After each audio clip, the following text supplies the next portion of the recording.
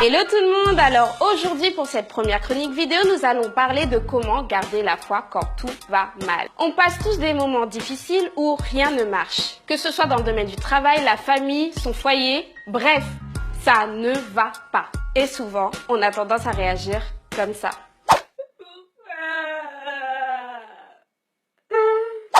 Ouais.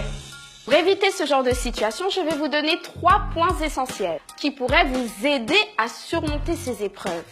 Mais avant de répondre à cette question, il faut définir ce qu'est la foi. Selon Hébreux 11, la foi est une ferme assurance des choses que l'on espère, une démonstration de celles qu'on ne voit pas. Elle est donc l'attitude de l'homme qui tient pour vrai des réalités qui sont pour le moment invisibles ou incontrôlables. Ok, premier point. Quelle est ta force?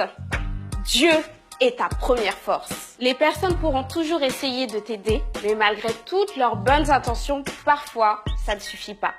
Dieu, lui, il a cette particularité de te connaître mieux que quiconque. Il est celui qui sonde l'erreur. Et même les cheveux de notre tête sont comptés. 266, 267... En gros, il saura t'apporter les réponses dont tu as besoin. Et j'ai pu constater moi-même que Dieu est fidèle.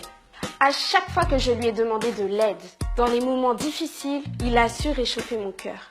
Quand il m'arrivait des choses que je ne comprenais pas, il a su renverser les situations pour me montrer qu'il est un Dieu de justice. Parfois, il peut arriver que vous ressentiez une baisse de forme. Pour continuer à assurer, vous avez besoin de vous recharger en énergie. La Bible est une formule complète, efficace, à utiliser sans modération. Deuxièmement, savoir s'entourer des bonnes personnes. Ouais, bon, ça je pense que tout le monde le sait, c'est important. Et justement, cette période de turbulence dans ta vie te permettra de faire un premier tri. Mais attention, tout ce qui reste ne sont pas forcément fiables. Bien sûr, il ne s'agit pas de se séparer de tout le monde, mais plutôt de savoir se fixer des limites. Donc, il faudra éviter de se confier à n'importe qui et savoir déterminer ceux qui sauront te faire avancer. Ça peut être un ami, un collègue, un camarade de classe ou une simple connaissance qui a déjà vécu ce que tu vis actuellement. Troisièmement, arrête de te lamenter et poursuis tes rêves. Ok, maintenant c'est à toi de jouer.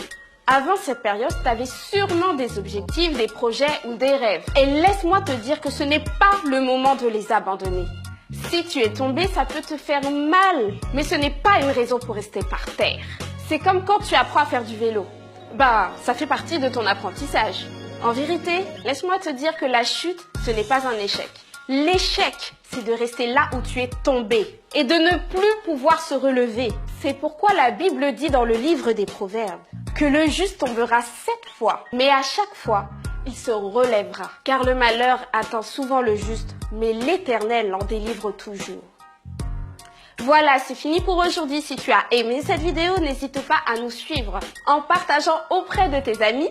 Et n'oublie pas, la seule manière de chasser l'obscurité de ta vie, c'est d'allumer la lumière. À bientôt!